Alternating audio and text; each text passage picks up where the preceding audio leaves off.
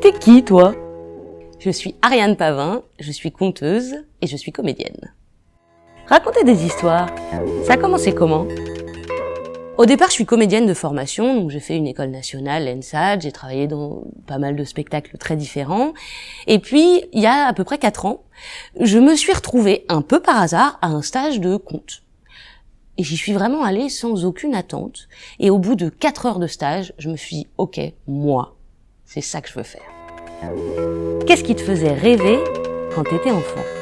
Et je crois que c'est pour ça, en fait, que ce stage m'a tellement bouleversée. Parce que j'ai des milliards de souvenirs petites de moi en train de passer un temps hallucinant, seule, avec mes frères et sœurs, avec mes copains, à m'inventer des histoires, à ouvrir des espaces imaginaires, à réutiliser des personnages que j'avais trouvés dans d'autres histoires et puis hop, leur inventer des aventures à venir. Et c'est ça qui me faisait vraiment rêver. C'est quoi ta manière? Je crois que, d'abord, une histoire, j'en tombe amoureuse. Et ensuite, je la rêve. Je me fais le film.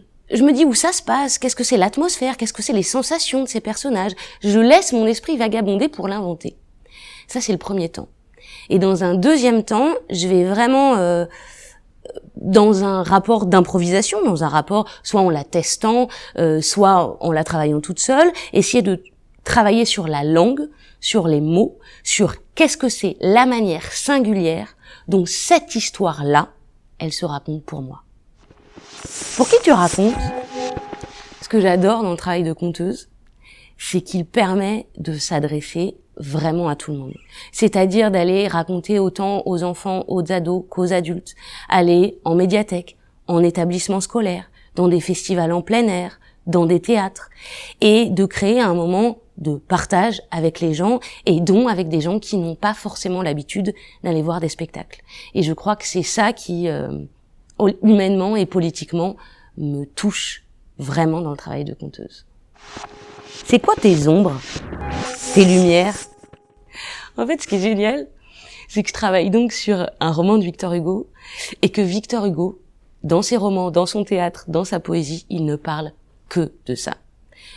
D'ombre et de lumière, de clair-obscur, il décrit en permanence les choses comme des personnages qui se découperaient tout en noir sur du blanc, tout en blanc sur du noir. Et il ne parle que de zones de gris, de blanc.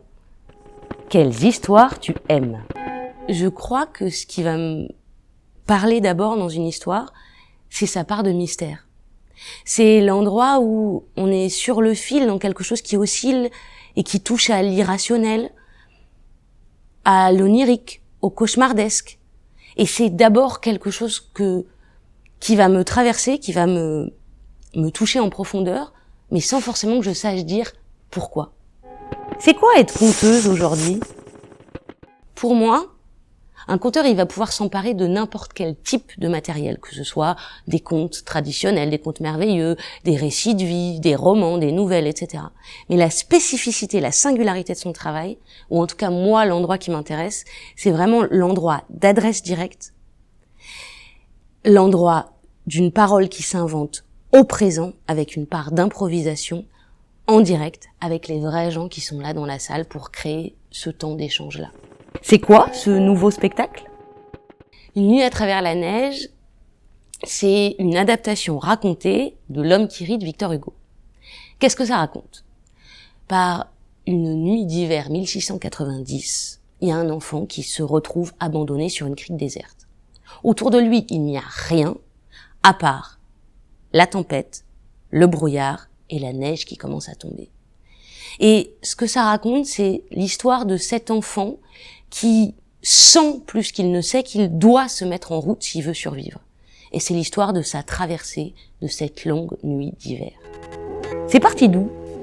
D'abord, il y a une sorte de coïncidence magique qui fait que quand j'ai fait ce stage de conte, j'étais par hasard en train de lire L'homme qui rit. Et ça a totalement matché. C'est-à-dire qu'à la fin du stage, je savais que je voulais être conteuse, je voulais raconter L'homme qui rit. Je me suis mise à travailler et en 2017, je co-organise un festival qui s'appelle Exclus, qui est un festival avec des paroles poétiques, politiques et engagées en faveur des exclus et des migrants. Et j'ai créé une sorte de première maquette du spectacle à cette occasion-là. Et après, je me suis posé la question, justement, à qui j'ai envie de l'adresser ce spectacle. Et très vite, je me suis dit, j'ai envie d'aller en salle de classe, voir des collégiens, des lycéens, et leur raconter cette histoire-là, comme une manière de contourner cette chose qu'ont les collégiens et les lycéens de « j'ouvre un livre, ah, il y a un mot compliqué, je referme le livre ». Donc, contourner toutes les appréhensions qu'ils peuvent avoir face à la littérature classique et susciter, au contraire, de la curiosité, du désir, une envie de lecture. Et c'est ce que j'ai fait dans un premier temps. Et ça nous emmène où ? Ça nous emmène à la création de la version au plateau du spectacle. Après l'avoir donc tourné en classe, j'ai eu de plus en plus l'envie d'en faire une forme pour les salles de spectacle. Pour ça, ça fait 1 an que j'ai eu des résidences à la Maison du Conte et au Théâtre des Sources, où je suis accompagnée par Marie Tillet à la mise en scène. Et tout de suite, j'avais envie de travailler sur le son, la lumière et l'espace. Pour moi, il y a un parallèle qui est extrêmement fort entre l'enfant seul dans la lande déserte et moi, toute seule, sans rien, dans un grand espace nu. Et c'était développer cette ligne-là. Et également, j'avais envie, comme je suis aussi comédienne, que à cette adresse directe qui est première, qui est moi, Ariane, en train de transmettre cette histoire-là, puisse se mêler des lignes dans le silence, qui soient comme des mouvements de zoom, des mouvements de caméra, avec des temps dans le silence d'incarnation de l'enfant. Comme 2 lignes qui se croisent, et puis qui s'écartent, et qui se croisent à nouveau. Et c'est très fort et très émouvant pour moi, parce que mine de rien, ça fait 4 ans que je porte ce désir de spectacle. Et là, ça nous emmène à la création qui va avoir lieu comme une naissance du 3 au 7 décembre à la Maison du Conte de la version au plateau d'une nuit à travers la neige.